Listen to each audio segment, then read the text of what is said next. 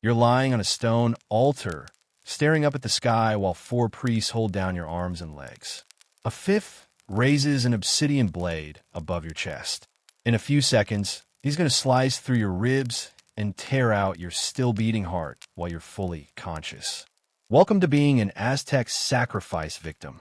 This isn't a Hollywood drama. This was Tuesday in Tenochtitlan. Tonight, we're diving into one of history's most sophisticated systems of ritualized murder, where being chosen by the gods meant your heart was about to take a very permanent vacation from your chest. Buckle up. It's going to be a bloody ride. The Chosen One. Selection for sacrifice. Congratulations. You've been selected for the ultimate honor in Aztec society. The priests have chosen you to meet the gods face to face. Don't celebrate yet. This meeting is strictly one way, and you won't be coming back. The selection process wasn't random. The Aztecs were methodical about their human offerings. Warriors captured in battle were prime candidates. Their strength and courage made them worthy gifts to the war god Huitzilopochtli.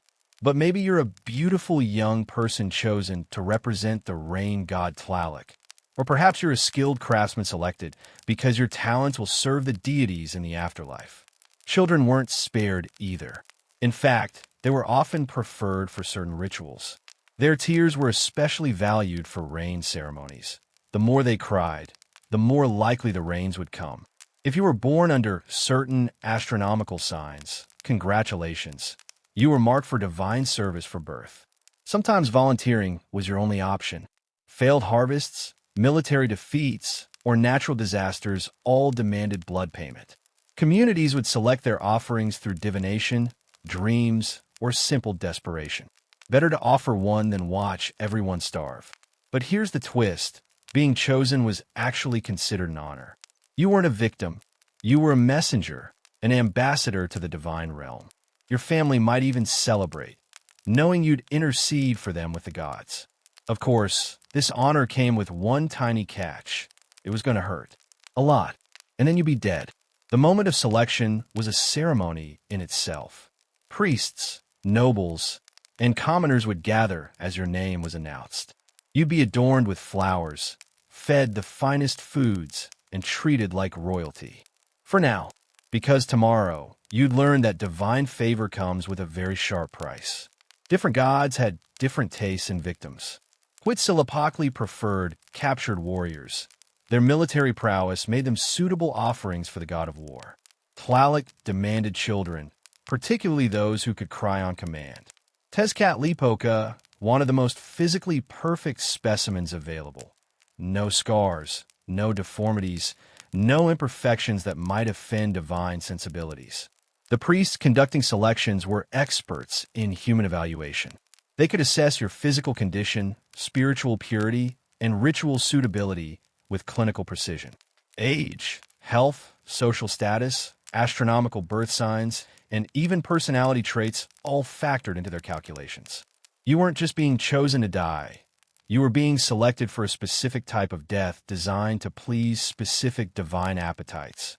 Regional variations added complexity to selection criteria. Coastal communities might prefer victims who could swim, believing they'd serve water deities better in the afterlife.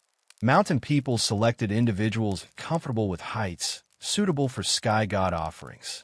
Desert tribes chose those adapted to harsh conditions, appropriate for earth deity service. Economic factors influenced selections too. Wealthy families could sometimes purchase substitutes, slaves, or prisoners who would die in their children's place. Poor families had no such options, making their members statistically more likely to be chosen for divine service. Social inequality extended even into religious murder. Training programs prepared selected individuals for their roles. You might spend weeks learning ceremonial dances, memorizing ritual prayers, or studying theological concepts about your upcoming divine meeting. Education about sacrifice procedures helped reduce panic and resistance during actual ceremonies. Informed victims were cooperative victims. Psychological preparation was equally important. Priests worked to convince you that death was promotion, not punishment. They emphasized the honor of divine selection, the glory of cosmic service, and the eternal rewards awaiting in the afterlife.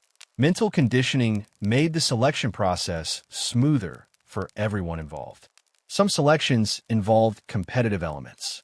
Multiple candidates might be evaluated simultaneously, with only the most suitable chosen for actual sacrifice. Others faced elimination rounds, where failing to meet divine standards meant temporary reprieve, but potential future selection. It was like a beauty pageant where winning meant death. Seasonal timing affected selection patterns. Spring ceremonies required fertility-focused victims, often young women or children. Summer festivals demanded strength-based offerings, typically captured warriors or athletes. Autumn rituals needed harvest-related sacrifices, frequently farmers or agricultural workers. Winter ceremonies called for endurance-focused victims who could withstand cold and hardship. Religious calendar coordination ensured selections aligned with appropriate ceremonial dates. Your death wasn't just about divine service. It was about cosmic timing, astronomical precision, and theological scheduling. Being chosen meant becoming part of a vast religious machine operating on celestial clockwork. From your perspective as the newly selected victim, the selection process represents the end of your previous life and the beginning of your final journey. You're no longer just a person. You're a sacred object, a divine instrument, a cosmic tool designed for one ultimate purpose: feeding the gods with your life force. The Last Feast. Life as the Walking Dead. Welcome to the strangest month of your life, your last month. From a moment of selection until your date with destiny, you exist in a bizarre limbo between pampered guests and marked offerings. It's like being on death row, but with better catering and religious significance. Your daily routine is surreal. You wake in chambers near the temple, fed exotic foods you've never tasted: chocolate, vanilla, tropical fruits brought from distant provinces. Servants attend to your every need. Your hair is washed with sacred soaps, your body painted with intricate designs. You're dressed in the finest textiles, adorned with jade, gold, and feathers worth more than most families see in a lifetime. But you're not alone in this luxury. Other chosen ones share your fate, some stoic, others weeping, all trying to process their impending transformation from human to offering. You form bonds with people you'll soon join in death, creating friendships that will literally last until your final heartbeat. The psychological warfare is intense. Priests constantly remind you of your honor, your important role in keeping the universe balanced. They explain how your offering will ensure the sun rises tomorrow, how your blood will nourish the earth, how your heart will feed the gods. You're not dying, you're fulfilling cosmic destiny. Some chosen ones embrace this narrative completely, becoming zealous participants in their own destruction. Others plot escape, though success is virtually impossible. Temple guards high walls, and the knowledge that fleeing means dishonoring your family and angering the gods keep most in line. The nights are the worst. Lying on your fine mat, staring at star-painted ceilings, knowing each sunrise brings you closer to the final dawn. You might pray to the very gods who demand your death, asking for courage, for meaning, for your offering to truly matter. Meanwhile, the city prepares. Your demise isn't a private affair. It's a public spectacle. Thousands will gather to witness your transformation. Musicians practice, dancers rehearse, and priests sharpen obsidian blades. Your death is becoming everyone's entertainment. And through it all, you live with the knowledge that this isn't random violence. This is systematic, ritualized, sanctified murder. You're not just going to die. You're going to die with purpose, with meaning, with the weight of empire on your shoulders. The accommodation provided during your final month varies by social status and divine destination. High-value victims destined for major ceremonies receive palace-level treatment, private rooms, personal servants, gourmet meals, and entertainment. Lower-tier offerings might share communal spaces with basic amenities, but still receive care far exceeding their previous living standards. Dietary restrictions become important during this period. Certain foods are forbidden to victims destined for specific gods. Meat might be prohibited for agricultural deity offerings, while plant foods could be banned for war god sacrifices. These dietary rules aren't arbitrary. They're theological requirements designed to purify your body for divine consumption. Social interactions during the waiting period follow strict protocols. Victims might receive visits from family members, but conversations are monitored and regulated. No discussions about escape, no expressions of doubt about divine will, no emotional outbursts that might disturb other waiting victims. Even your final conversations are scripted by religious authority. Physical conditioning continues throughout the waiting period. Daily baths, skin treatments, hair grooming, nail care, and bodily purification rituals ensure you'll present appropriately for divine inspection. Your body is being prepared like a sacred offering, cleaned and beautified for supernatural consumption. Educational programs fill your remaining days with theological instruction. Priests teach you about the gods you'll soon meet, the cosmic significance of your sacrifice, and the proper procedures for your own execution. You learn prayers to recite during the ceremony, movements to perform during the ritual, and attitudes to maintain during your final moments. Entertainment is provided to maintain psychological stability.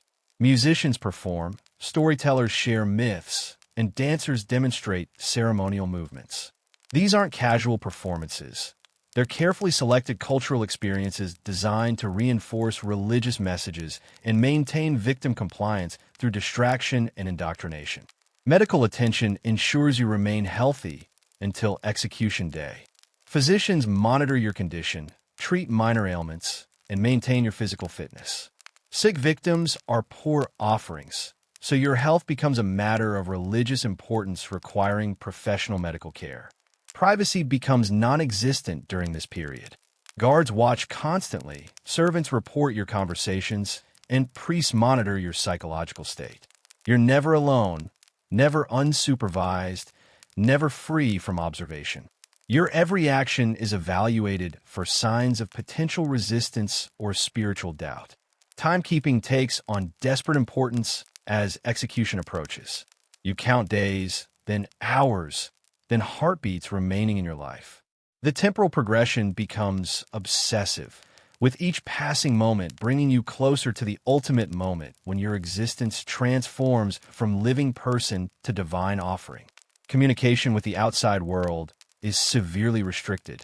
Letters might be permitted to family members, but they're censored for appropriate content. No goodbye messages that might disturb social order. No expressions of fear that could undermine religious authority. No statements that might question the wisdom of divine selection. The waiting period serves multiple functions beyond victim preparation.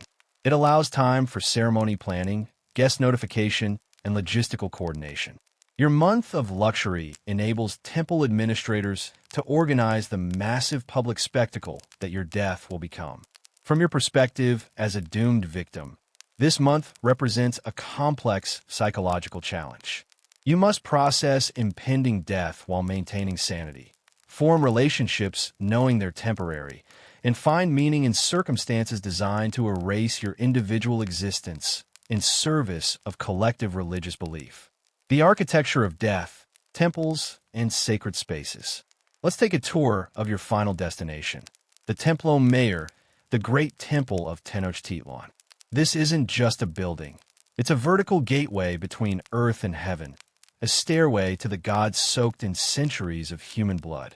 Rising over 150 feet above the city, the pyramid dominates the skyline like a mountain of carved stone. But this isn't just impressive architecture. It's a killing machine disguised as art. Every stone was placed with execution in mind, every angle calculated for maximum ritual efficiency and psychological impact. The structure tells a story as you climb. The base represents the earthly realm, decorated with serpents and earth symbols. As you ascend the 120 steps, you pass through increasingly divine realms. The climb itself is part of the ritual, a slow, ceremonial procession toward death that allows the entire city to watch your final journey. At the summit sit two temples side by side, one dedicated to Huitzilopochtli, god of war and the sun, the other to Tlaloc, god of rain and fertility. This isn't coincidence, it's cosmic balance. war and agriculture, sun and rain, life and death, all requiring blood to maintain universal harmony.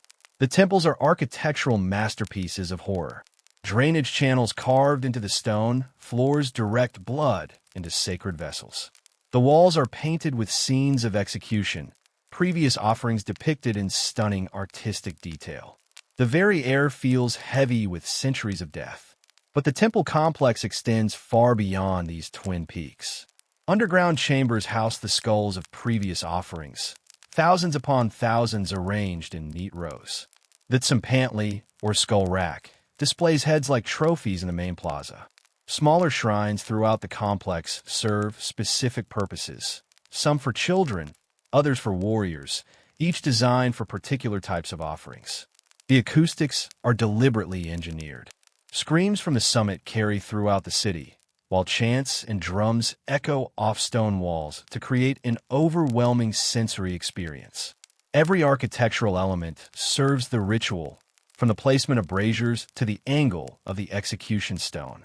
This isn't just where you'll die. It's where death has been perfected into art, science, and religious theater. The temple doesn't just house the gods. It embodies them, breathing with the rhythm of execution, pulsing with the heartbeat of the empire. Construction techniques reveal the temple's deadly purpose. The stairs are deliberately steep and narrow, making descent difficult for victims who might change their minds mid-ceremony. Handholds are positioned to assist priests but not victims. The architecture itself enforces compliance through physical constraint. Material choices reflect theological priorities. Blood-absorbing stones are used for altar surfaces, while non-porous materials line drainage systems. Obsidian elements aren't just decorative. They're functional, providing cutting surfaces for ritual implements. Even decorative carvings serve practical, sacrificial purposes. Interior spaces are designed for specific ceremonial functions. Preparation chambers where victims receive final treatments, storage areas for ritual implements, and observation platforms for religious officials all integrate seamlessly into the complex's deadly choreography. Every room serves the ultimate goal of efficient human execution. Lighting systems enhance the temple's terrifying atmosphere. Torch placements create dramatic shadows during night ceremonies, while window orientations ensure sunrise illumination highlights blood-stained altars during dawn rituals. Natural and artificial lighting combine to maximize psychological impact on both victims and spectators. Ventilation systems serve practical sacrificial needs. Smoke from burning hearts and incense requires proper air circulation, while blood odors need management during large-scale ceremonies. The temple's engineering addresses these functional requirements while maintaining architectural grandeur.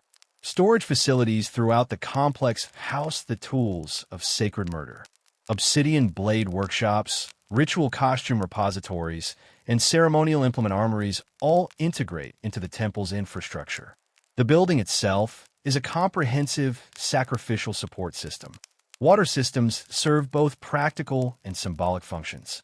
Channels carry away blood and cleaning water, while sacred pools provide ritual purification for priests and victims. The temple's hydraulic engineering supports massive-scale human processing while maintaining religious symbolism. Multiple sacrifice locations within the complex allow simultaneous ceremonies. While heart extraction occurs at the main altar, drowning rituals happen at sacred pools, and flaying ceremonies take place in specialized chambers. The temple enables diversified execution methods suited to different divine appetites. Security features prevent victim escape and crowd control problems. High walls, narrow passages, and strategically placed guard positions ensure smooth ceremony execution. The architecture itself serves as a containment system for both condemned victims and potentially unruly spectators. Maintenance systems keep the temple functional despite constant blood exposure. Cleaning protocols, drainage maintenance, and structural repair procedures ensure the facility remains operational for generations of continuous human sacrifice. Even death requires facility management. Expansion capabilities allow the temple to grow with increasing sacrificial demands. Additional platforms can be constructed, new chambers excavated, and existing spaces modified to accommodate larger ceremonies. The temple's design anticipates scaling up human execution operations. Symbolic elements throughout the complex reinforce religious messages. Serpent carvings represent earth deities, while eagle motifs honor sky gods. These aren't mere decorations. They're theological statements embedded in stone, reminding everyone present why human death serves divine purposes. From your perspective as a doomed victim, the temple represents the ultimate architectural expression of systematic murder. Every stone, every carving, every engineered detail exists to facilitate your transformation from living person to divine offering in the most efficient, spectacular, and religiously meaningful way possible. Gods who hunger, the divine appetite for human hearts. Time to meet your hosts. The Aztec pantheon, a collection of deities with an insatiable appetite for human flesh, blood, and hearts. These aren't gentle, forgiving gods. They're cosmic forces that demand constant feeding, and you're on the menu. Huitzilopochtli, the blue hummingbird of the south, leads this divine dinner party. As god of war and the sun, he requires daily nourishment to fight off the forces of darkness. Without regular offerings of warrior hearts, the sun dies, plunging the world into eternal night. Your death literally keeps the universe running. No pressure. Tlaloc, the rain god, has different tastes. He prefers children, especially those who cry. Their tears mirror the rain he controls. His realm in the mountains is said to be filled with young ones, playing eternally in paradise while their earthly tears water the crops. It's touching if you ignore the child murder part. Zip Totec, our Lord the Flayed One, takes appreciation for human offering to artistic levels. His priests were the skinned hides of victims for weeks after the ritual, dancing in human leather until it rots off their bodies. The symbolism represents renewal and rebirth, like a snake shedding its skin. The smell probably represents something else entirely. Tezcatlipoca, the smoking mirror, demands offerings through gladiatorial combat. Chosen warriors are given weapons and forced to fight jaguars and professional fighters. It's like being thrown into an ancient MMA ring where losing means heart extraction. At least it's theoretically sporting. The goddess Coatlicue, mother of gods, has a more maternal approach to execution. She devours her offerings whole. Artistic depictions show her with a skirt of serpents and a necklace of human hearts and hands. She's literally dressed in death, making her fashion choices both divine and disturbing. But here's the philosophical nightmare. These gods aren't evil. In Aztec cosmology, they're essential. The universe runs on reciprocity. The gods gave their blood to create humanity, so humans must return the favor. Execution isn't murder. It's cosmic maintenance, universal debt payment, divine customer service. Each god has specific preferences, seasonal demands, and ritual requirements. Learning which deity wants what type of offering is like mastering a cookbook written in blood. Hearts for sun gods, tears for rain gods, skin for renewal gods. It's a buffet of human offerings, and you're the main course. Divine hierarchies determine sacrificial priorities. Primary gods like Huitzilopochtli receive the finest offerings. Captured enemy warriors, perfect physical specimens, individuals with specific skills or attributes. Secondary deities accept lower quality victims, slaves, criminals, or volunteers. Even in death, social stratification continues. Theological complexity surrounds divine appetite explanations. Gods don't consume human offerings for nutrition, but for spiritual sustenance. Hearts provide life force. Blood offers vitality, and complete human beings deliver conscious energy needed for cosmic functions. Your death feeds metaphysical hunger, not physical appetite. Seasonal variations affect divine dietary requirements. Solar gods need more hearts during winter months when their power wanes, while agricultural deities demand increased offerings during planting and harvest seasons. Rain gods require additional children during drought periods. Divine appetite fluctuates with cosmic conditions. Regional preferences reflect local divine relationships. Coastal communities emphasize water deity offerings. Mountain peoples focus on sky god sacrifices, and desert tribes prioritize earth deity service. Geographic factors influence which gods receive local sacrificial attention based on environmental dependencies. Astronomical correlations connect divine feeding to celestial events. Solar eclipses trigger massive heart offering ceremonies. Planetary alignments demand coordinated multi-deity sacrifices, and lunar cycles regulate routine blood payment schedules. Divine hunger follows cosmic rhythms, requiring precise sacrificial timing. Gender specifications determine appropriate victim selection for different deities. Male gods typically prefer male offerings, while female deities favor female victims. Some gods accept both genders, but require specific ratios: 2 males for every female, or equal numbers of each gender during certain ceremonies. Age requirements vary among divine appetites. Young gods want youthful offerings, elderly deities prefer mature victims, and age-neutral gods accept victims across all life stages. Some ceremonies require victims of specific ages, exactly 20 years old or precisely 7 years of age, to satisfy particular divine preferences. Physical condition standards ensure appropriate divine nourishment. Perfect specimens without scars, deformities, or illnesses make ideal offerings for major gods. Lesser deities might accept imperfect victims, but premium divine service requires premium human quality. Your physical condition determines your sacrificial value. Professional specialization creates divine offering categories. Warrior gods want military victims, craft deities prefer artisan offerings, and agricultural gods favor farmer sacrifices.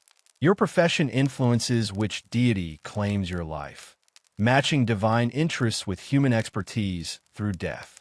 Psychological state requirements affect victim suitability for different gods. Brave gods want courageous offerings. Wisdom deities prefer intelligent victims, and fear gods demand terrified sacrifices.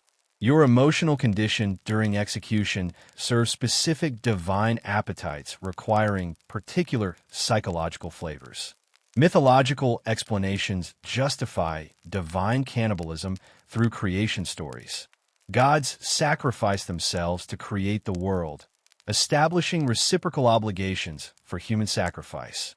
Divine hunger represents cosmic debt collection, with human deaths paying interest on creation loans. Your sacrifice settles divine accounts.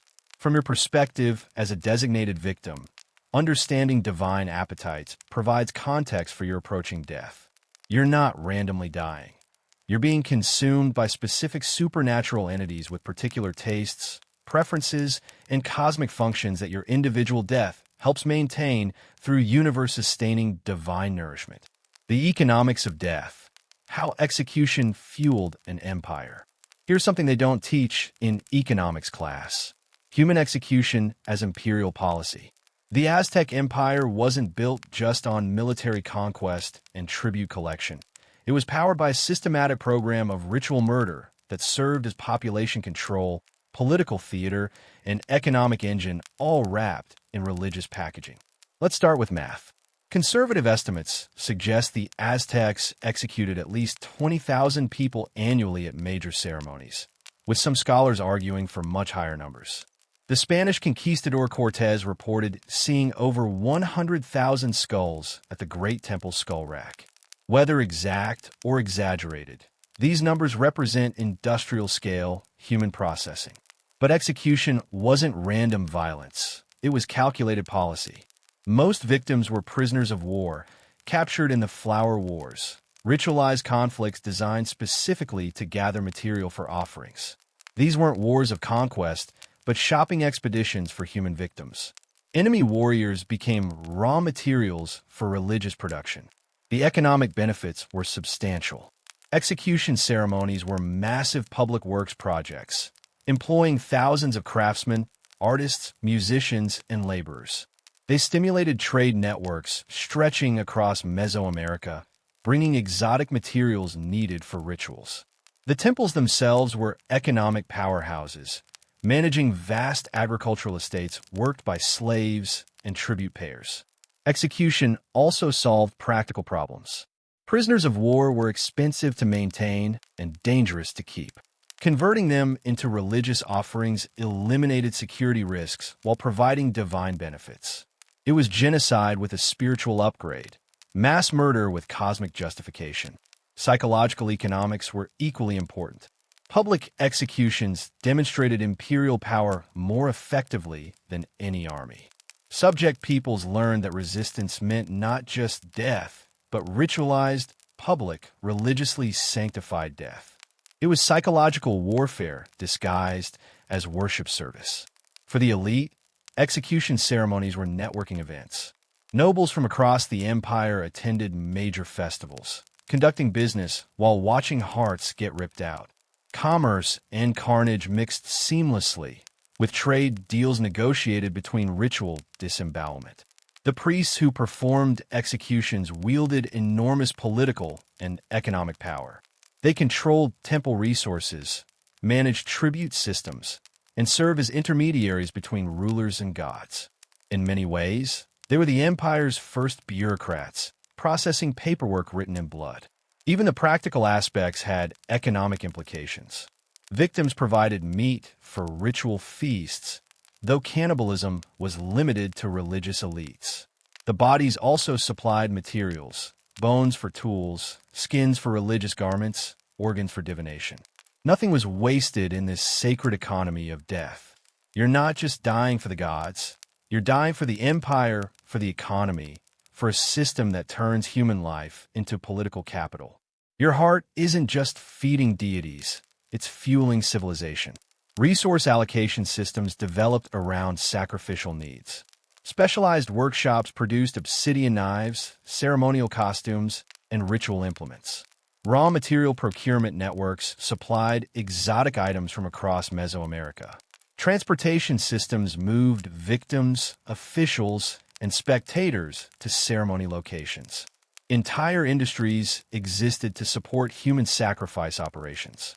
Labor management became crucial for large-scale ceremonies. Priest training programs, victim preparation specialists, crowd control personnel, and cleanup crews all required coordination.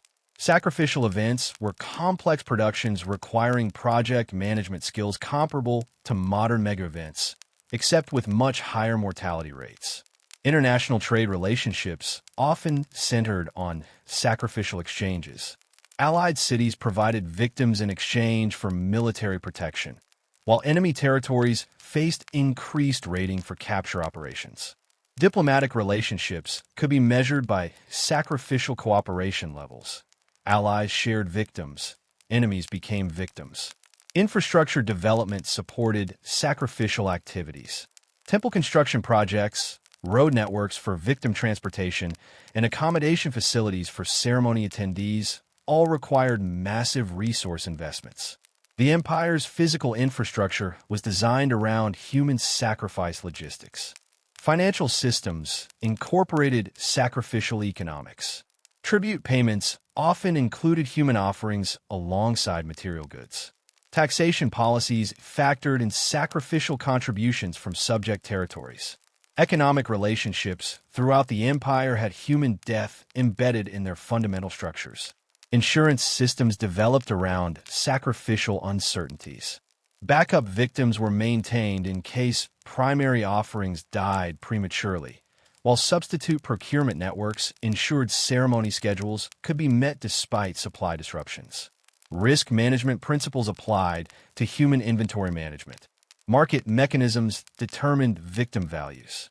Captured warriors commanded premium prices, while slaves and volunteers were budget options. Quality control standards assessed physical condition, age, skills, and other attributes affecting sacrificial value. Human beings became commodities with fluctuating market prices. Investment strategies incorporated sacrificial returns.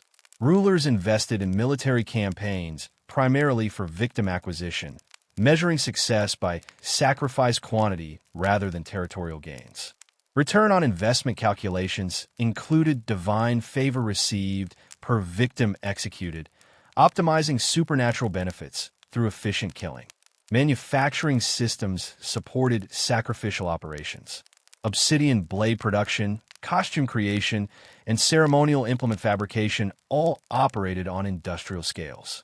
Quality assurance programs ensured ritual tools met religious requirements. Mass production techniques supplied the massive quantities needed for regular ceremonies. Distribution networks moved sacrificial products throughout the empire. Victim transportation systems, ritual implement supply chains, and ceremonial material logistics all required sophisticated coordination. The empire's distribution infrastructure was fundamentally designed around death delivery systems. Banking systems facilitated sacrificial transactions. Credit arrangements allowed cities to borrow victims for major ceremonies, while lending programs helped territories meet sacrificial obligations during difficult periods. Financial instruments existed specifically for human sacrifice transactions.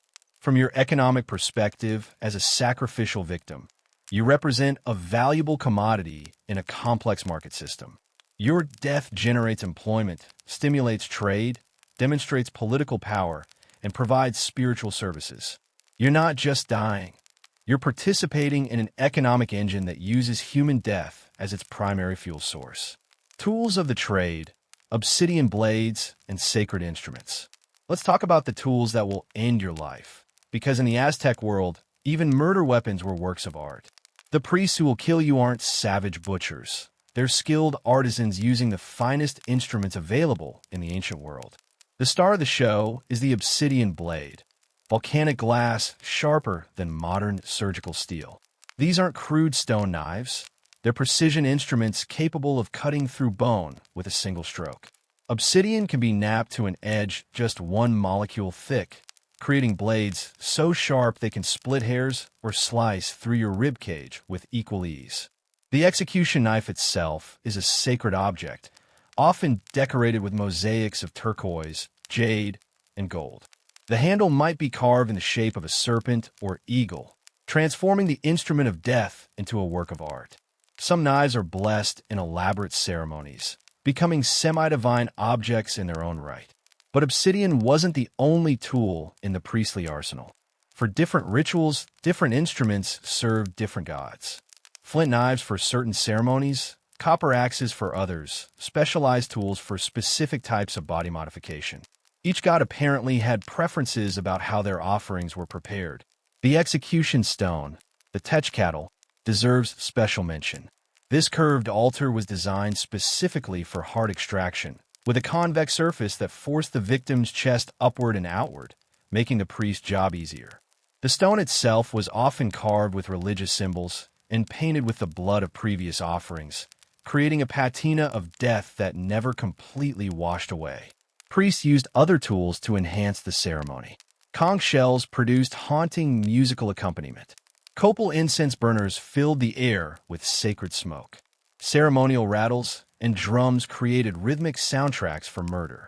Fire braziers provided dramatic lighting and served practical purposes, cauterizing wounds, burning offerings, disposing of evidence. The priests themselves were walking toolkits. Their fingernails were grown long and sharpened for ritual scarification. They wore elaborate costumes incorporating previous victims' skins, bones, and hair. Some painted themselves black with soot and blood, becoming living representations of death deities. Quality control was important even in sacred murder. The best obsidian came from specific volcanic sources and was knapped by master craftsmen. Dull blades were considered insulting to the gods. If you were going to be executed, at least it would be done with professional-grade equipment. The tools weren't just functional. They were theological statements. Each instrument carried symbolic meaning, connecting earthly actions to cosmic forces.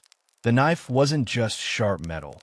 It was a divine will made manifest, celestial judgment given physical form. After your death, these tools would be carefully cleaned, blessed, and stored for the next ceremony.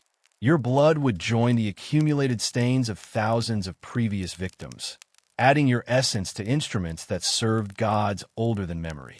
You're about to become intimately acquainted with craftsmanship that took generations to perfect. At least you'll die by the finest blades the ancient world could produce. Manufacturing processes for obsidian blades required specialized knowledge passed down through generations. Master knappers could identify the best raw materials, control fracture patterns, and create edges thinner than paper. These weren't random rock breakers, but skilled craftsmen whose products determined execution efficiency. Testing protocols ensured blade quality met sacrificial standards. Sharpness tests on animal carcasses, durability assessments through repeated use, and edge retention evaluations all preceded ceremonial deployment. Quality assurance programs guaranteed that divine service wouldn't be compromised by inferior equipment. Maintenance procedures kept sacred instruments in optimal condition. Cleaning rituals removed blood residue while preserving magical properties. Sharpening techniques restored cutting edges without damaging decorative elements, and storage methods protected blades from environmental damage during intervals between ceremonies. Inventory management systems tracked sacrificial tools throughout the empire. Blade counts, condition assessments, and distribution records ensured adequate supplies for scheduled ceremonies. Logistics coordinators managed tool transportation, ensuring the right instruments reached the right ceremonies at the right times. Specialized instruments served specific sacrificial purposes. Heart extraction required curved blades for navigating rib cages. Skin flaying needed straight edges for clean separation, and dismemberment demanded heavy choppers for bone cutting. Tool selection matched sacrificial technique requirements. Training programs taught priests proper tool usage. Blade handling techniques, cutting angle optimization, and safety procedures all required instruction. Inexperienced priests could injure themselves or damage valuable tools through improper usage, making education essential for effective execution operations. Innovation drove tool development throughout Aztec history. New blade shapes, improved handle designs, and enhanced decorative elements all emerged through continuous refinement. Research and development in sacrificial technology ensured the empire maintained cutting-edge execution capabilities. Ritual purification ceremonies blessed tools before use. Sacred smoke exposure, holy water applications, and divine invocations transformed ordinary objects into consecrated instruments. The blessing process was as important as the manufacturing process in creating effective sacrificial tools. Symbolism embedded in tool design reinforced religious messages. Serpent handles represented earth connections, eagle motifs honored sky deities, and jaguar elements acknowledged underworld powers. Every decorative detail carried theological significance related to the cosmic forces being served. From your perspective as a designated victim, these tools represent the interface between life and death, the precise instruments that will separate your soul from your body in service of divine appetite. The craftsmanship that created them is both beautiful and terrifying. Works of art designed specifically for ending human life with maximum efficiency and religious significance. The ritual calendar, timing your death. Your death isn't random, it's scheduled. The Aztec ritual calendar was a sophisticated timekeeping system that regulated everything from planting crops to planning wars to determining exactly when your heart needed to be cut out. Welcome to the ultimate appointment you can't reschedule. The Aztec calendar was actually two interlocking systems: the solar year of 365 days and the sacred cycle of 260 days. These combined to create a 52-year calendar round, during which every possible combination of dates occurred once. At the end of each 52-year cycle, the world theoretically ended and began again, requiring massive execution ceremonies to ensure cosmic renewal. But you don't have to wait 52 years. The calendar is packed with execution opportunities. Each of the 18 months in the solar year featured specific festivals, many requiring human offerings. Some months demanded warrior hearts, others children's tears, still others the blood of captured enemies. It was like a religious holiday schedule written by serial killers. The month of Toxcatl was particularly special and particularly horrifying.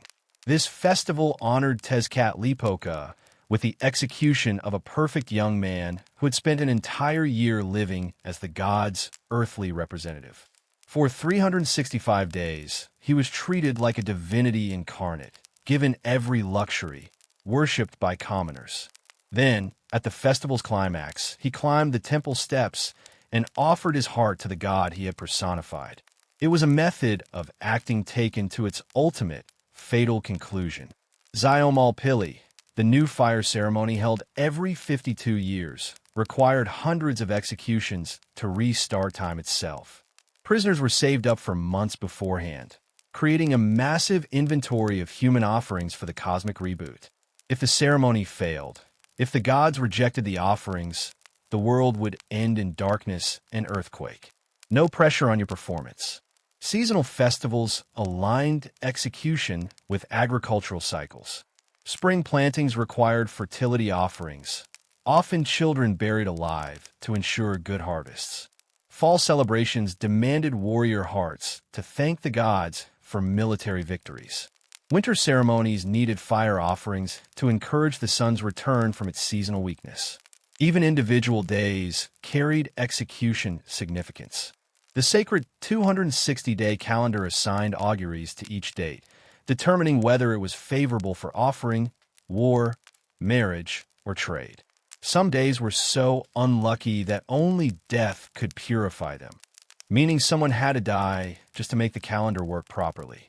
Astronomical events triggered additional execution demands. Solar eclipses, planetary alignments, and unusual celestial phenomena all required blood payment to restore cosmic order. Venus cycles were particularly important. As the planet changed from morning to evening star, prisoners were executed to ensure the transformation proceeded smoothly. Your death date was calculated by priests who were part astronomer, part theologian, part executioner. They consulted star charts, divination bones, and sacred books to determine the optimal timing for your offering. Too early, and the gods might not be ready. Too late, and cosmic imbalance could result. The precision was remarkable. Priests could predict eclipses, seasonal changes, and ritual requirements years in advance. Your death was literally written in the stars, calculated with mathematical accuracy that would impress modern astronomers. So when your time comes, remember, this isn't random violence or personal vendetta. This is cosmic clockwork, divine scheduling, the universe's appointment book written in human blood. You're not just dying, you're helping maintain time itself. Monthly festivals each demanded specific types of victims and execution methods. Adelkawalo required children for rain ceremonies, while Tlacaxipwalisli needed captured warriors for renewal rituals.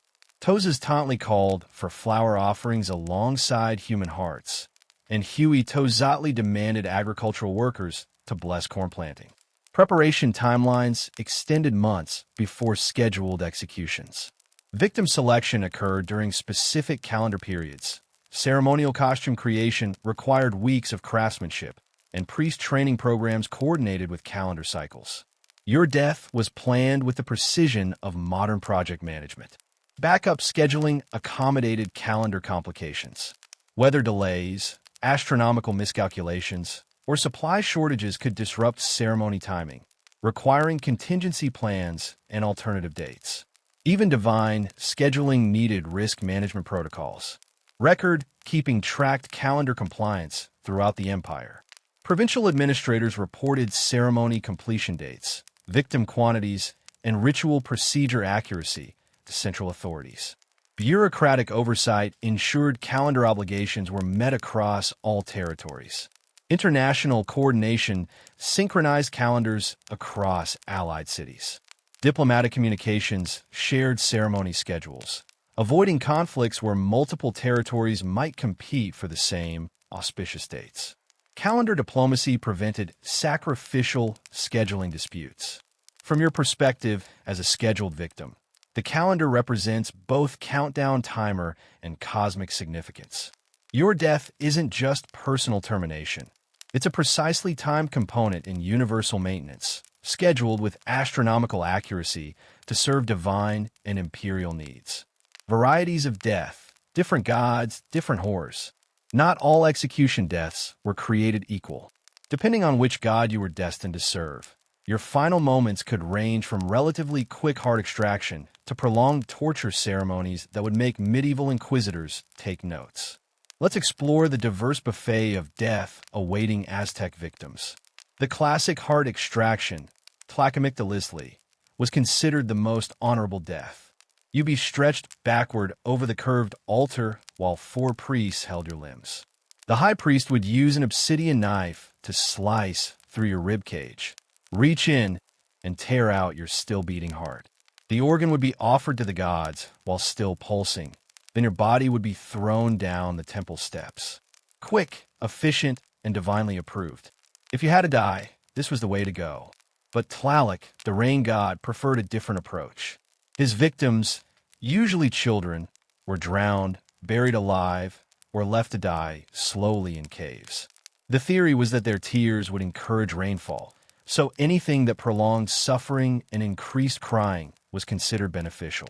Children were sometimes skinned alive to maximize their distress, their screams echoing through mountain caverns as priests waited for storm clouds to gather. Zyp Totec, our Lord the Flayed One, demanded the complete removal of victims' skin. You'd be killed first, usually by arrow execution, tied to a pole and shot full of arrows until you died from blood loss. Then priests would carefully flay your entire body, wearing your skin like a suit for the next 20 days until it rotted off their bodies. The symbolism represented agricultural renewal, but the reality was priests walking around in human leather suits. Fire execution was reserved for the god Zytacutli during the new fire ceremony. Victims were painted yellow, drugged with pulque, fermented agave wine, then thrown alive into blazing coals while still conscious. As they burned, priests would extract their hearts with long-handled tools, offering both the organ and the flames to the fire god simultaneously. The gladiatorial execution combined entertainment with killing. A captured warrior would be tied to a large stone, given mock weapons, clubs with feathers instead of obsidian, and forced to fight against fully armed Aztec warriors and even jaguars. When finally overwhelmed, the victim's heart would be extracted on the battlefield.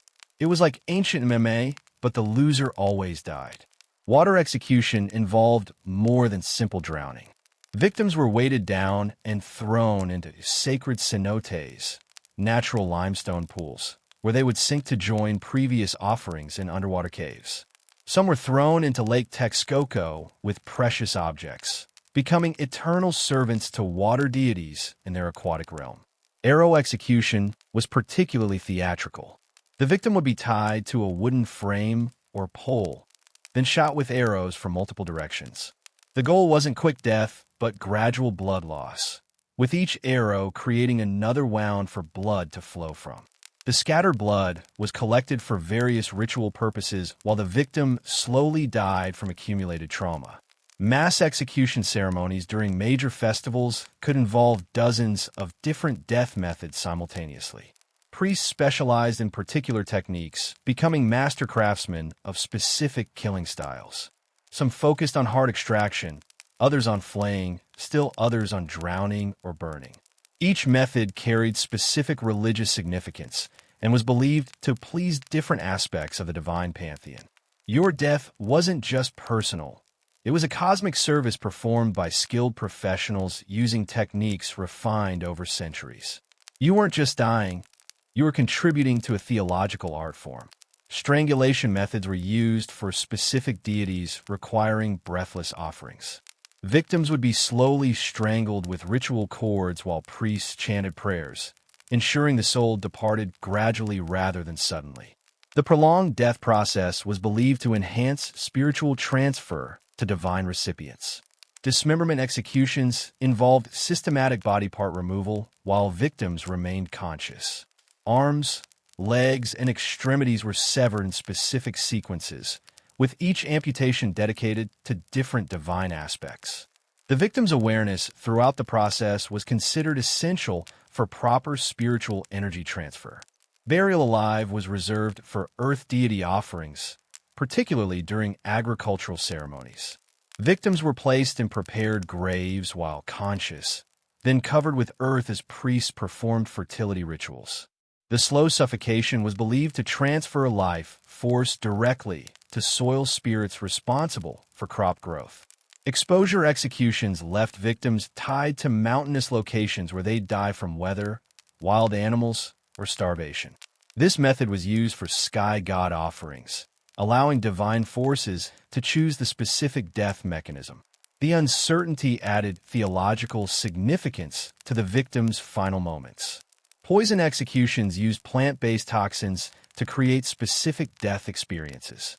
Different plants produced different symptoms: paralysis, hallucinations, or organ failure, matched to particular divine preferences. The chemical death process was as carefully controlled as physical execution methods. Combination executions incorporated multiple death methods in single ceremonies. A victim might be partially flayed, then shot with arrows, then have their heart extracted while still alive. These elaborate deaths served major deities, requiring complex offering presentations combining multiple sacrificial elements. From your perspective as a designated victim, understanding execution varieties provides little comfort, but does explain why your death method was specifically selected. You're not randomly dying. You're being killed in a particular way designed to please particular divine appetites through precisely calibrated human suffering that serves cosmic purposes beyond your individual existence. The psychology of victims. How minds cope with impending death. How do you psychologically survive knowing you're going to be ritually murdered? The human mind, remarkably adaptable even in the face of certain death, developed several coping mechanisms that allowed victims to function during their final weeks or months of life. Religious conversion was the most common psychological defense. Many victims fully embraced the Aztec belief system, convincing themselves that their death was truly divine service. They would spend hours praying to the gods who demanded their hearts, seeking spiritual communion with their future killers. This wasn't Stockholm Syndrome. It was theological transformation, trading fear of death for faith in cosmic purpose. Some victims achieved states resembling religious ecstasy, claiming to receive visions or divine communications. These experiences, possibly induced by stress hormones or deliberate drugging, allowed them to transcend their physical circumstances. They reported conversations with gods, prophetic dreams, or mystical insights that transformed their impending execution into spiritual adventure. Dissociation was another survival strategy. Victims would mentally separate themselves from their physical bodies, viewing their situation as if it were happening to someone else. They might speak about their upcoming ending in third person, discuss their death as a distant event, or seem emotionally detached from their circumstances. It was psychological self-defense against unbearable reality. Group bonding among condemned prisoners created supportive communities within the temple complexes. Victims formed intense friendships, sharing stories, fears, and hopes. They created their own rituals, games, and social structures to maintain some sense of normalcy. These relationships provided emotional support and helped individuals feel less alone in their final days. Some victims channeled their energy into elaborate plans for their deaths, requesting specific rituals, composing songs for their executions, or choreographing their final temple climb. Taking control of whatever details they could manage gave them agency in otherwise powerless situations. They couldn't avoid death, but they could influence how they died. Preparation rituals helped many victims process their fate. They might spend time learning ceremonial dances, memorizing prayers, or studying the theological significance of their offering. Education about their role in cosmic maintenance gave meaning to their deaths and transformed them from victims into participants. Family connection remained crucial for psychological stability. Many victims spent significant time composing final messages for relatives, sharing memories, or receiving visits from family members. These connections to their previous lives provided emotional anchoring and helped maintain personal identity despite their transformed circumstances. Some developed grandiose delusions, convincing themselves they were specially chosen divine messengers or reincarnated deities. These beliefs, while factually incorrect, provided psychological protection by elevating their status from victim to cosmic VIP. They weren't being murdered, they were being promoted to divine service. Others became fatalistic philosophers, developing sophisticated theological arguments about the nature of death, the meaning of offering, and the structure of divine reality. Intellectual engagement with their situation allowed them to maintain cognitive function and process their experience through reason analysis rather than pure emotion. Physical preparation often accompanied psychological adaptation. Victims would engage in ritualistic cleansing, meditation, or physical conditioning to prepare their bodies for execution. These activities provided routine, purpose, and some illusion of control over their circumstances. The most psychologically resilient victims often became counselors for newer arrivals, helping fellow condemned prisoners adapt to their circumstances. Teaching others coping strategies provided purpose and maintained social connection even within the temple's death-focused environment. Throughout all these adaptations, the human capacity for hope remained remarkably persistent. Even knowing their fate, many victims retained optimism about their afterlife prospects, their impact on divine relations, or their legacy among the living.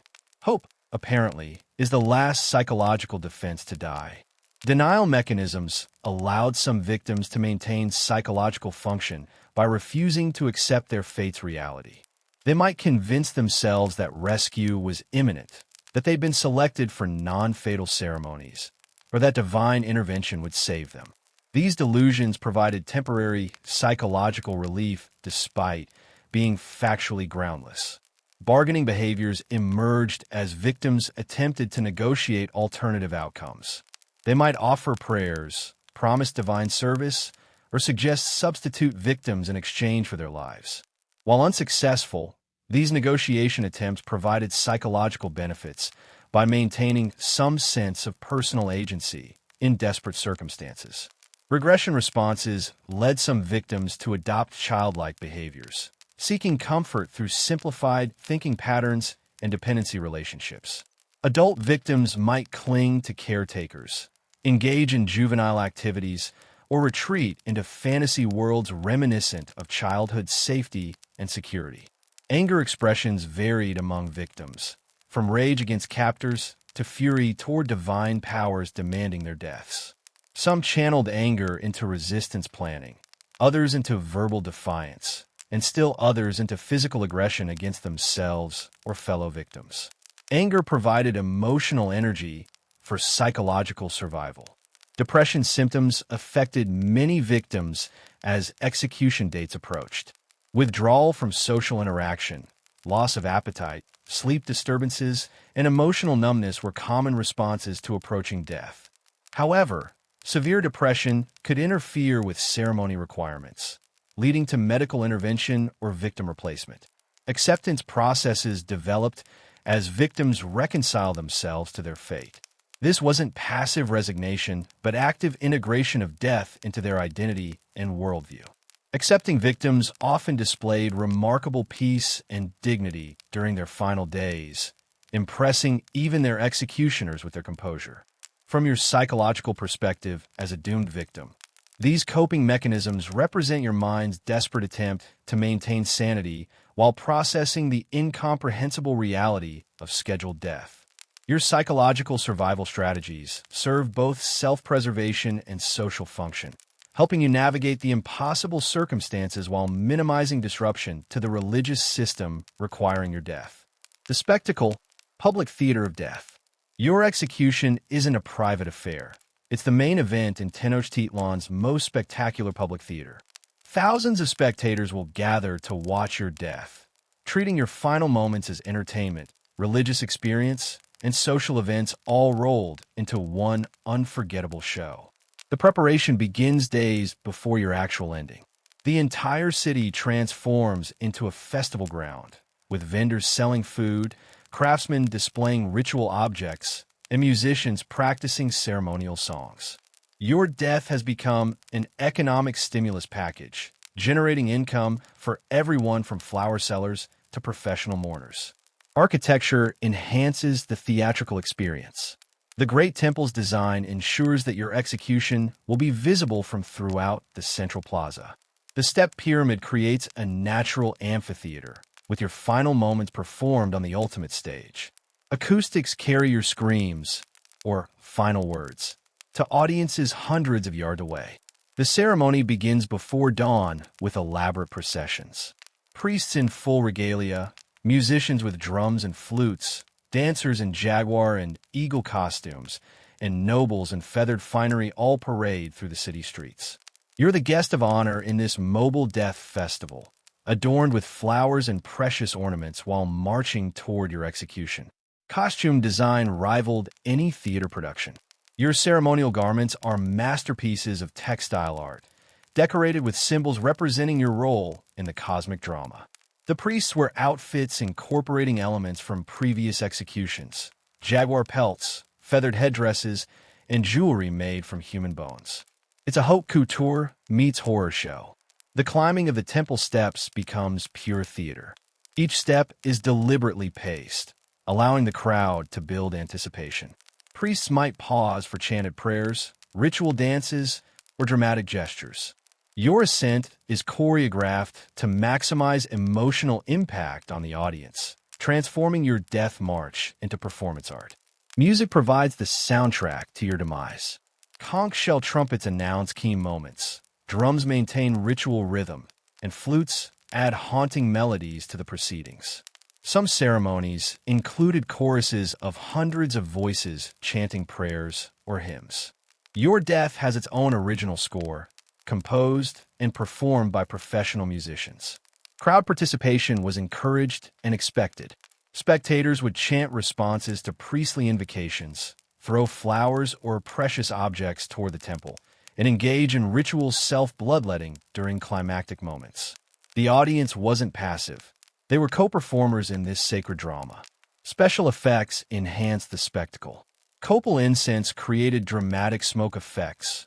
Strategically placed braziers provided atmospheric lighting, and the careful timing of ceremonies to coincide with astronomical events added cosmic drama. Some executions were timed for solar eclipses or planetary alignments, giving your death celestial significance. The moment of execution itself was choreographed for maximum visual impact. The priest's movements were ritualized dance steps. The presentation of your extracted heart to the crowd was pure theater, and the disposal of your body down the temple steps provided a dramatic finale that left audiences both satisfied and horrified. Post-execution festivities continued the entertainment. Your heart might be ceremonially burned while crowds chanted, your blood used to anoint sacred objects, and your body potentially prepared for ritual consumption by religious elites. Even your death kept giving the audience more content. Social stratification was evident in seating arrangements. Nobles occupied premium viewing areas close to the temple, while commoners watched from greater distances. Special platforms were constructed for visiting dignitaries, turning your execution into a diplomatic event as well as religious ceremony. Documentation of these spectacles was important. Scribes recorded details for official records. Artists sketched scenes for later reproduction in codices, and foreign ambassadors wrote reports for their home governments. Your death was being reviewed, archived, and distributed like any major news event. The psychological impact on audiences was profound and intentional. Witnesses experienced a mixture of religious awe, patriotic pride, and visceral horror that reinforced social control and divine authority. Your public death served as both entertainment and education, teaching everyone watching about the power of gods and state. Children in the audience learned about their culture's values through these spectacles. They saw courage rewarded, divine power demonstrated, and cosmic order maintained through blood offering. Your death was literally educational programming for the next generation. From your final perspective, looking down at the sea of upturned faces, you realize you're not just dying. You're starring in the ultimate one-person show with an audience of thousands and a performance that will be remembered, discussed, and recreated for generations. Ticket distribution systems manage crowd access to premium viewing locations. While general admission was open to all citizens, special seating required social status, official position, or payment of tribute goods. Your death became a stratified entertainment experience reflecting broader social hierarchies. Concession operations provided food, drink, and souvenir sales throughout the ceremony grounds. Vendors sold ritual foods, ceremonial beverages, and commemorative items related to specific execution events. Commercial activity surrounding your death generated substantial economic activity beyond the ceremony itself. Security arrangements prevented crowd disturbances and maintained ceremony order. Guards controlled spectator movement, enforced viewing area boundaries, and managed potential crowd reactions during particularly dramatic execution moments. Even religious murder required crowd control protocols. Weather contingencies prepared for ceremony continuation despite environmental challenges. Rain, wind, or extreme heat could disrupt outdoor spectacles, requiring backup plans and alternative arrangements. Your death schedule couldn't be modified for weather concerns. International broadcasting spread news of major executions throughout the empire and beyond. Diplomatic messengers, traveling merchants, and official chroniclers carried detailed descriptions of spectacular ceremonies to distant territories, enhancing the empire's reputation for religious devotion and military power. Critical reviews assessed ceremony quality and execution performance. Religious officials evaluated ritual accuracy, crowd satisfaction, and divine response indicators. Your death performance would be analyzed and critiqued like any major cultural production. From your perspective as the central performer in this death spectacle, you represent the ultimate fusion of entertainment, religion, and politics. Your execution provides religious satisfaction, political demonstration, and public entertainment simultaneously, serving multiple social functions through your individual termination in the most spectacular and memorable way possible. After the cut, what happened to your body? Your heart has been extracted, your blood has fed the gods, and your consciousness has departed for whatever awaits beyond death. But your physical remains still have important work to do in the Aztec ritual system. Welcome to the afterlife of your body parts, a journey through sacred butchery and divine recycling. Your heart, the star of the execution show, receives VIP treatment. Still warm and pulsing, it's immediately offered to the primary deity, held aloft for the crowd to see before being placed in a special vessel called a kuuxikali, an eagle cup carved from stone and decorated with divine symbols. The heart might be burned in sacred braziers, buried in temple foundations, or preserved in honey for later ceremonial use. Your blood, equally precious, is carefully collected and distributed for various ritual purposes. Priests will dip paper made from bark cloth into the blood, then burn it as incense offerings. Some blood is mixed with copal resin to create sacred smoking materials. Rulers and nobles might anoint themselves with your blood, literally wearing your life essence as divine blessing. The flaying process, if your execution involved skin removal, was performed with surgical precision. Priests skilled in anatomical knowledge would carefully separate your skin from underlying tissue, creating a complete suit that could be worn by ritual participants. The skin would be treated with lime and alum to prevent immediate decay, allowing it to be worn for weeks during religious festivals. Your skull has a specific destination, the tsumpantli, or skull rack, a massive wooden framework displaying thousands of human heads in neat, organized rows. Your skull will be carefully cleaned, holes drilled for wooden spikes, and added to this monumental display of execution history. It's like a library of death, cataloging years of divine service. Bones served multiple practical purposes in Aztec society. Longer bones like femurs and tibias were carved into musical instruments, flutes, drums, and rattles that would produce sounds in future ceremonies. Smaller bones became needles, awls, or ritual tools. Your skeleton would continue participating in religious activities long after your death. Your muscles and organs, if your execution occurred during certain festivals, might become part of ritual feasts for religious elites. This wasn't casual cannibalism, but sacred consumption, limited to priests and nobles who would literally incorporate your essence into their bodies. The consumption was ceremonial, theological, and strictly regulated by religious law. Temple maintenance required constant attention, and your remains contributed to this upkeep. Blood-soaked sand from execution areas was collected and used as mortar for temple construction. Your physical essence literally became part of the sacred architecture, building the very structures where future executions would occur. Some body parts received individual burial in special locations throughout the temple complex. Hands might be buried in agricultural areas to ensure good harvests, while feet could be interred near doorways for spiritual protection. Your dismembered remains served as a supernatural security system for sacred spaces. The disposal of remaining tissue followed strict protocols. Unusable portions were carried to specific locations outside the city where they could decompose naturally without contaminating sacred spaces. Even your rotting flesh had designated real estate in the Aztec world. Textile production benefited from execution remains. Your hair might be woven into ceremonial garments or used to create ritual brushes for applying sacred paints. Sinews became a thread for stitching religious vestments. Even your fingernails could be incorporated into decorative elements for priestly costumes. The timing of body processing was crucial. Different organs had to be harvested within specific time frames to maintain their ritual potency. Hearts were used immediately, blood collected before coagulation, and skin removed while still warm and pliable.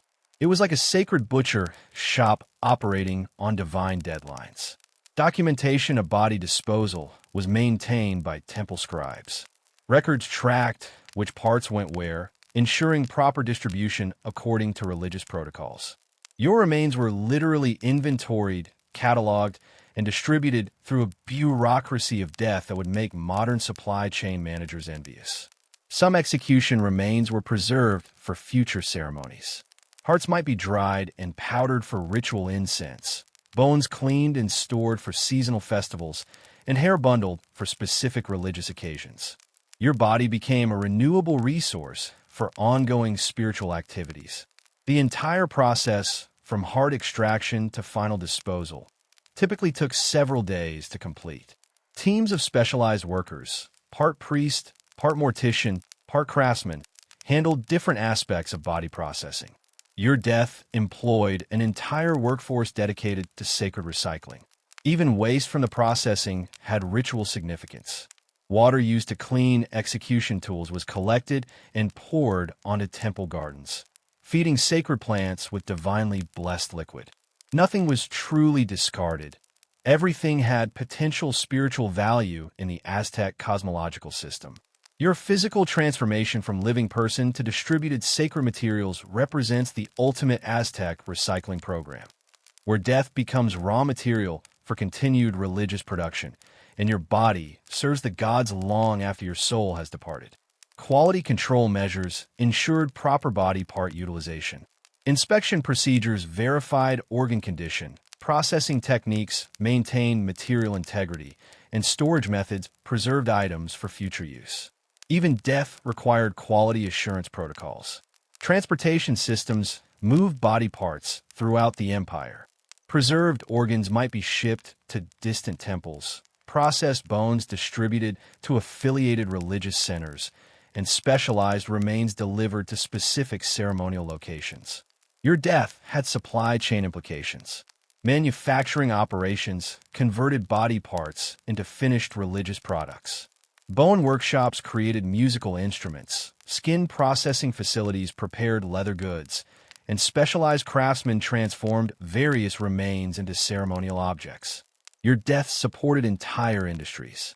From your post-mortem perspective, your body's continued utility represents the Aztec belief that death is transformation rather than termination. Your physical remains serve divine, purposes long after your consciousness departed, making your execution the beginning of extended spiritual service rather than the end of your cosmic usefulness. Mass production, industrial-scale execution. Individual execution was impressive, but the Aztecs truly excelled at mass production. During major festivals, particularly the dedication of temples or seasonal celebrations, killing became an industrial operation that would have impressed Henry Ford. Welcome to the assembly line of death, where efficiency met brutality on an unprecedented scale. The numbers are staggering and hotly debated by historians. Spanish chroniclers reported witnessing the execution of 80,400 prisoners over 4 days during the dedication of the Great Temple in 1487. While this figure might be exaggerated, even conservative estimates suggest thousands died during major ceremonial events. This wasn't artisanal murder. This was mass production. Organization was key to managing such massive operations. Priests were divided into specialized teams: heart extractors, blood collectors, body movers, and crowd controllers. Each team had specific responsibilities and worked in coordinated shifts to maintain efficiency throughout multi-day ceremonies. It was like a divine factory floor, but the product was death. Logistics required careful planning months in advance. Thousands of obsidian blades had to be prepared, sharpened, and blessed. Altars were positioned at multiple locations throughout the temple complex. Food and water were stockpiled for the massive crowds. Waste disposal systems were expanded to handle unprecedented volumes of human remains. Prisoner management became a sophisticated operation. Holding facilities near the temples housed thousands of captives awaiting execution. Guards, food suppliers, and medical personnel maintained the human inventory until needed. Some prisoners were organized by execution type: those destined for heart extraction in one area, future flaying victims in another. The assembly line process was ruthlessly efficient. Prisoners were moved in groups from holding areas to preliminary preparation stations where they were cleaned, painted, and given final ritual treatments. They then proceeded through multiple checkpoints, blessing stations, costume fitting, final prayers, before reaching the actual execution locations. Multiple killing points operated simultaneously during peak ceremonies. While one team extracted hearts at the main temple, others performed drowning executions at sacred pools, gladiatorial combat in specially constructed arenas, and flaying ceremonies in designated courtyards. It was death by division of labor. Quality control remained important even at industrial scale. Senior priests supervised all operations, ensuring proper ritual procedures were followed despite the volume pressure. Scribes recorded numbers, types of execution, and notable events for official records. Even mass murder required proper documentation. Crowd management became a major logistical challenge. Feeding and controlling audiences of 100,000 plus people required extensive planning. Food vendors, security personnel, and emergency medical services, yes, they existed, all had to be coordinated to prevent riots, stampedes, or other crowd-related disasters during execution festivals. The infrastructure investment was enormous. Special drainage systems carried away unprecedented volumes of blood. Expanded skull racks accommodated thousands of new additions. Additional storage facilities housed the massive quantities of bones, skin, and other byproducts generated during peak production periods. Supply chain management extended throughout the empire. Provincial governors received quotas for prisoners to be delivered for major ceremonies. Transportation networks moved thousands of captives from distant territories to Tenochtitlan. It was logistics on a scale that wouldn't be seen again until modern warfare. Economic impact rippled throughout Aztec society. Mass execution ceremonies were major economic events, generating income for countless suppliers, service providers, and support personnel. Hotels, restaurants, and merchants all benefited from the tens of thousands of visitors who traveled to witness these spectacular death festivals. The psychological impact on participants, both priests and prisoners, required management strategies. Priests worked in shifts to prevent exhaustion and emotional breakdown from nonstop killing. Prisoners were sometimes drugged or given alcohol to maintain compliance during the extended ceremonies. Innovation emerged from necessity. New types of killing implements were developed for mass production. Improved prisoner restraint systems expedited processing. More efficient body disposal methods handled the unprecedented volumes of human remains generated during peak operations. Training programs prepared priests for mass execution events. Specialized schools taught the physical stamina, emotional detachment, and technical skills required for extended killing sessions. It was professional education for religious executioners, ensuring quality control even under extreme volume pressure. Recovery procedures helped communities return to normal after major execution festivals. Cleanup crews worked for weeks removing blood, disposing of remains, and restoring temple complexes. Medical personnel treated priests suffering from repetitive stress injuries caused by excessive heart extraction. Even mass murder required proper recovery protocols. The scale of these operations represented the ultimate expression of Aztec religious and political power. No other civilization in human history managed death on such massive, organized, systematic levels. It was industrial killing wrapped in religious ceremony, mass production disguised as divine service. From your perspective as one victim among thousands, you're not just dying, you're participating in the largest religious manufacturing operation in human history, where your death is one small component in an industrial system designed to process human lives as efficiently as possible. Foreign perspectives, what outsiders thought. Nothing prepared foreign visitors for their first encounter with Aztec execution culture. Diplomats, traders, and eventually Spanish conquistadors all left detailed accounts of their shock, horror, and fascination with a civilization that had industrialized religious murder. Their perspectives provide crucial insights into just how extreme Aztec practices appeared to outside observers. Tlaxcalan ambassadors, representing traditional enemies of the Aztecs, were simultaneously horrified and impressed by Tenochtitlan's execution ceremonies. While they practiced similar rituals in their own territory, the scale and sophistication of Aztec operations left them awestruck. They reported back that the Aztecs had transformed killing into an art form, complete with architectural marvels designed specifically for mass murder. Maya visitors, despite having their own execution traditions, were overwhelmed by Aztec efficiency. Maya killing was typically smaller scale, more intimate, often connected to specific astronomical events. The Aztec approach, industrial, systematic, and continuous, represented a quantum leap in organized religious violence that impressed even experienced practitioners. Early Spanish observers, writing before full conquest began, described a civilization of stunning contradictions. Hernán Cortés himself wrote detailed letters to King Charles V describing cities more beautiful than anything in Europe, with gardens, zoos, libraries, and architectural marvels that rivaled Rome. Then, in the same correspondence, he described temples literally dripping with human blood and skull racks, containing tens of thousands of heads.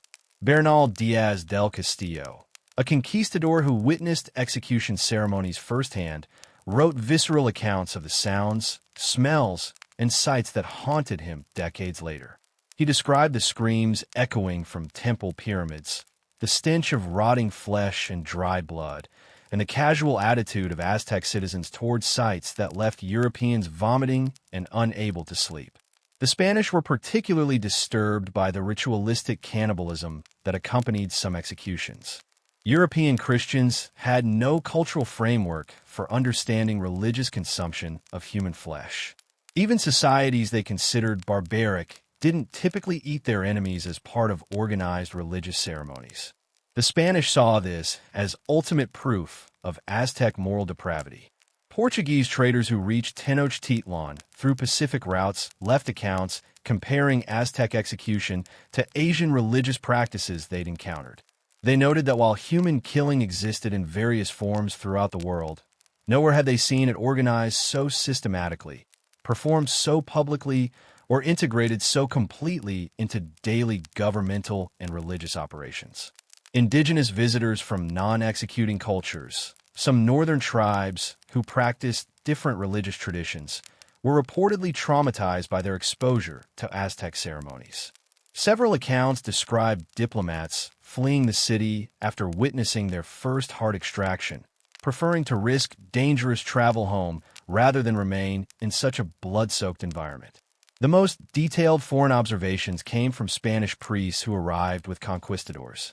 These religious men, trained in European theological traditions, struggled to understand how sophisticated philosophical and astronomical knowledge could coexist with what they considered demonic practices. They wrote extensive treatises attempting to reconcile Aztec intellectual achievements with their execution culture. Some visitors attempted psychological analysis of Aztec practitioners. They noted the apparent normalcy of priests who could perform heart extractions in the morning, then engage in sophisticated discussions of mathematics, astronomy, or poetry in the afternoon. This cognitive dissonance between intellectual sophistication and ritual brutality particularly disturbed foreign observers. European artists who witnessed executions struggled to depict what they'd seen.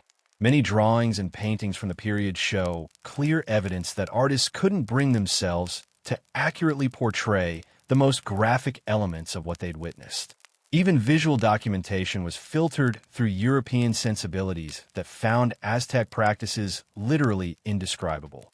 Trade representatives reported difficulty conducting business in environments where human execution was omnipresent. Negotiations might be interrupted by screams from nearby temples, or meetings could be scheduled around major execution festivals when the entire city focused on religious murder rather than commerce. Some foreign observers noted the economic efficiency of Aztec execution systems. Pragmatic traders and diplomats, despite their moral revulsion, recognized the sophisticated logistics required to manage such large-scale operations. They wrote admiringly of organizational capabilities while simultaneously condemning the purposes to which those capabilities were applied. The most poignant foreign accounts come from prisoners of war. Enemies captured by Aztecs who were destined for execution but managed to escape or were ransomed before their dates. These first-hand victim perspectives describe the psychological horror of knowing your death was scheduled, the surreal experience of being pampered while awaiting murder, and the desperate hope for rescue that sustained them through weeks of captivity. Medical observers among early Spanish arrivals provided clinical descriptions of execution techniques, noting the surgical precision required for heart extraction and the anatomical knowledge demonstrated by Aztec priests. They grudgingly admitted that Aztec understanding of human anatomy, gained through constant practice with living subjects, surpassed European medical knowledge in some areas. Foreign religious leaders attempted to understand Aztec execution within their own theological frameworks. Islamic visitors compared it to martyrdom traditions, while Christian observers saw demonic influence. Buddhist and Hindu visitors found parallels to extreme ascetic practices in their own traditions, though none had encountered anything matching the scale of Aztec operations. The unanimous conclusion among foreign observers was that Aztec civilization represented an unprecedented combination of sophisticated cultural achievement and systematic brutality. No other society had reached such heights of architectural, artistic, and intellectual accomplishment while simultaneously perfecting mass murder as religious practice. From your perspective as a victim, these foreign accounts provide sobering confirmation that your death is indeed as horrible as it seems. Even visitors from violent cultures found Aztec execution practices uniquely disturbing and unforgettable. The Spanish arrival, when two worlds of violence collided. In 1519, two civilizations with very different approaches to organize violence met in one of history's most dramatic cultural collisions. The Spanish conquistadors, veterans of European warfare and religious persecution, encountered the Aztec Empire at the height of its execution practices. What followed was a clash between Catholic crusaders and pagan priest executioners that would reshape both cultures forever. Hernán Cortés and his 500 conquistadors were no strangers to brutality. They participated in the Spanish Reconquista, witnessed Inquisition trials, and conquered Caribbean islands through systematic violence. But nothing in European experience had prepared them for the scale and religious significance of Aztec human execution. Their first encounters with blood-soaked temples left even hardened soldiers traumatized. The Spanish strategy initially involved alliance with Aztec enemies like the Tlaxcalans, who were eager to overthrow their tribute-demanding overlords. But these indigenous allies had their own execution traditions, creating complex moral dynamics for Spanish leaders who needed military support from people they considered pagans practicing demonic rituals. When Cortés first entered Tenochtitlan in November 1519, he was simultaneously amazed by the city's architectural sophistication and horrified by its religious practices. His letters describe markets more diverse than any in Europe, engineering marvels that rivaled Roman achievements, and artistic accomplishments that impressed Renaissance sensibilities. Then he described temples where priests wearing human skin performed daily heart extractions. The Spanish used Aztec execution practices as moral justification for conquest. European legal and religious traditions required just cause for war, and the systematic practice of human killing provided perfect pretext for military intervention. Cortés could present himself as a liberator, saving innocent people from demonic oppression rather than a simple conqueror seeking gold. Initial Spanish-Aztec diplomacy was complicated by mutual incomprehension of each other's religious violence. Moctezuma couldn't understand Spanish horror at execution practices, while Spanish couldn't comprehend Aztec religious logic that required blood to maintain cosmic order. Both cultures practiced organized killing, but for completely different reasons and through different methods. The Spanish brought their own religious violence traditions, Inquisition techniques, heretic burning, and crusading ideology. But European religious violence targeted theological enemies and was typically performed privately by specialized personnel. Aztec execution was public, celebratory, and involved entire communities as participants and observers. Attempts at religious conversion created additional complications. Spanish priests tried to replace Aztec deities with Christian saints, but indigenous converts often merged Catholic and traditional practices, creating syncretic religious systems that incorporated elements of both execution traditions. The resulting hybrid spirituality confused and disturbed both Spanish and traditional Aztec religious authorities. Military confrontations between Spanish and Aztec forces were particularly brutal because both sides believed they were fighting cosmic battles between good and evil. Spanish saw themselves as Christian soldiers fighting demonic pagans, while Aztecs viewed conquistadors as foreign threats to divine order requiring extra blood payment to counter their supernatural pollution. The Siege of Tenochtitlan, 1521, became a clash between European siege warfare and Aztec execution escalation. As Spanish forces tightened their grip around the city, Aztec priests increased killing frequency, believing additional blood offerings might convince gods to destroy the invaders. Meanwhile, Spanish forces deliberately targeted temples and priests to break indigenous morale. Disease played a crucial role in the conquest's outcome, but it also affected execution practices. Smallpox epidemics killed many potential victims before they could be executed, disrupting ritual calendars and reducing the prisoner populations needed for major ceremonies. The gods apparently weren't getting their expected blood payments, which some Aztecs interpreted as divine abandonment. Spanish tactical advantages included horses, steel weapons, and gunpowder, but they also benefited from indigenous allies who had been victimized by Aztec execution demands. Tributary peoples who had lost family members to Tenochtitlan's temples eagerly joined Spanish forces, seeking revenge against their former oppressors and an end to human tribute payments. The fall of Tenochtitlan in August 1521 ended large-scale Aztec execution practices, but it didn't immediately stop all indigenous killing traditions.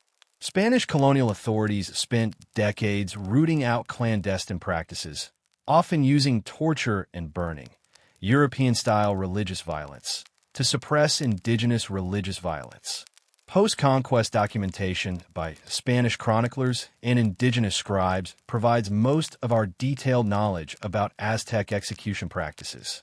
Ironically, the conquest that ended systematic human killing also created the historical records that preserve knowledge of how it functioned and why it mattered to Aztec culture.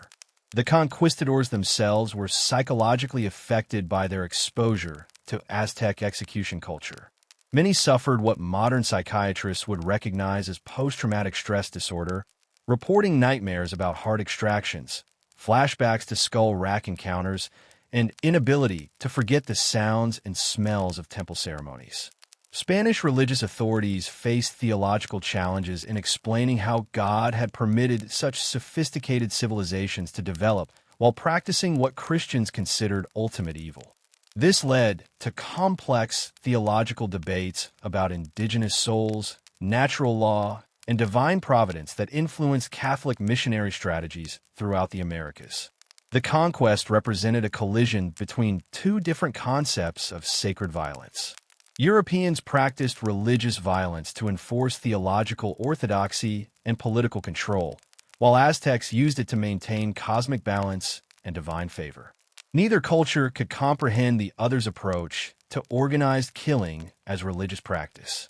Colonial Mexican culture that emerged from this collision incorporated elements of both Spanish and Aztec violence traditions, creating new forms of religious expression that combined Catholic martyrdom concepts with indigenous execution symbolism. Modern Mexican Day of the Dead celebrations, for example, blend European Christian and pre-Columbian death veneration practices. From your perspective as an Aztec victim, the Spanish arrival represents both potential salvation and new forms of danger. Your immediate risk of heart extraction might decrease, but you could face European-style religious persecution, enslavement, or death from introduced diseases that your immune system cannot handle. Legacy of blood: how Aztec execution changed history. Your death, along with countless others like you, didn't just feed Aztec gods. It shaped world history. The systematic practice of human execution by the Aztec Empire influenced European colonization strategies, shaped religious missions throughout the Americas, affected indigenous resistance movements, and continues to impact how modern societies understand the relationship between religion and violence. The immediate historical impact was Spanish justification for conquest. European legal traditions required moral cause for warfare, and Aztec execution practices provided perfect pretext for military intervention. Conquistadors could present themselves as liberators rather than invaders, claiming divine mandate to stop demonic practices and save innocent lives. Your death became posthumous propaganda for European imperialism. Catholic missionary strategies throughout the Americas were directly influenced by Spanish encounters with Aztec execution. The Church developed specific techniques for converting indigenous peoples who practiced human killing, creating theological frameworks that distinguish between salvageable cultural practices and demonic ones requiring complete elimination. These strategies affected missionary work from Mexico to the Philippines. Colonial administrative systems incorporated lessons learned from managing societies with execution traditions. Spanish authorities developed sophisticated surveillance networks to detect clandestine practices, created legal frameworks for prosecuting indigenous religious crimes, and established conversion programs designed to redirect ritual energies toward Catholic practices. The colonial state became expert at cultural transformation through religious control. Indigenous resistance movements often incorporated execution symbolism as rallying tools against European domination. Rebellious leaders invoked pre-Columbian religious traditions, sometimes including actual or threatened human killing, to demonstrate rejection of Christian colonial authority. Your execution tradition became a symbol of indigenous identity and anti-colonial resistance. Academic disciplines were shaped by European encounters with Aztec execution. Early anthropology, comparative religion, and colonial administration studies all developed partly in response to the challenge of understanding and managing societies that practice systematic human killing. Universities created entire research programs focused on comprehending such extreme religious behaviors. Art and literature throughout the colonial period and beyond reflected European fascination and horror with Aztec execution practices. Paintings, sculptures, theatrical works, and written accounts perpetually returned to themes of indigenous religious violence, often using execution imagery to justify continued European cultural dominance over indigenous peoples. Modern international law regarding cultural practices versus human rights has roots in colonial-era debates about Aztec execution. Legal scholars still reference these historical cases when discussing whether religious freedom can justify practices that violate individual human rights. Your death contributes to ongoing global conversations about religious tolerance versus universal moral standards. Archaeological methodology developed partly through excavation of Aztec execution sites. Techniques for analyzing mass burial sites, identifying ritual versus secular violence, and reconstructing ancient religious practices all evolved through scientific study of locations where systematic human killing occurred. Your remains potentially contributed to scientific knowledge centuries after your death. Tourism and cultural heritage industries in modern Mexico struggle with marketing pre-Columbian civilizations while downplaying or contextualizing execution practices. Museums, archaeological sites, and cultural presentations attempt to balance historical accuracy with visitor comfort, creating sanitized versions of your death for contemporary consumption. Educational curricula worldwide grapple with teaching about Aztec civilization without either sensationalizing execution practices or ignoring their central importance to the culture. Textbook authors, teachers, and museum curators constantly negotiate between historical accuracy and age-appropriate content when discussing your systematic murder as religious practice. Popular culture continues mining Aztec execution imagery for horror, adventure, and fantasy entertainment. Movies, novels, video games, and television shows regularly feature heart extraction, blood rituals, and temple scenes inspired by Aztec practices. Your death has become raw material for contemporary entertainment industries. Human rights discourse often references historical execution practices when discussing cultural relativism versus universal moral standards. Activists, scholars, and legal authorities cite Aztec examples when arguing about whether any cultural or religious practices should be considered universally wrong regardless of their traditional significance. Comparative religion studies use Aztec execution as an extreme case for understanding relationships between violence and spiritual belief. Theologians, anthropologists, and philosophers analyze your system to develop theories about religious psychology, social control through ritual, and the human capacity for sanctifying violence. Medical and psychological research into trauma, violence, and religious experience sometimes references historical execution practices. Studies of how societies normalize extreme violence, how individuals psychologically process participation in killing rituals, and how communities recover from systematic brutality all draw insights from Aztec examples. Modern Mexico's national identity incorporates complex relationships with pre-Columbian execution traditions. Official symbols, architectural styles, and cultural celebrations reference Aztec heritage while carefully avoiding explicit imagery. Your death is simultaneously foundational to national identity and too disturbing for direct contemporary acknowledgement. Archaeological tourism generates significant economic activity in regions where execution sites are located. Visitors from around the world travel to see temples where heart extractions occurred, creating modern economic benefits from ancient religious violence. Your death continues generating revenue centuries later through historical curiosity. Religious violence in contemporary conflicts sometimes draws comparisons to historical execution practices. Scholars, journalists, and policymakers reference Aztec examples when analyzing modern cases of religiously motivated killing, using your historical experience to understand contemporary violence. The ultimate legacy of Aztec execution practices is their demonstration of human capacity for systematizing, sanctifying, and normalizing extreme violence through religious and cultural frameworks. Your death represents a historical extreme that continues challenging comfortable assumptions about civilization, progress, and the relationship between cultural sophistication and moral behavior. From your final perspective, looking back across centuries of historical impact, your death was never just personal tragedy. It was a historical force that shaped European colonialism, influenced religious missions, affected legal systems, inspired artistic works, and continues informing contemporary debates about culture, religion, and human rights.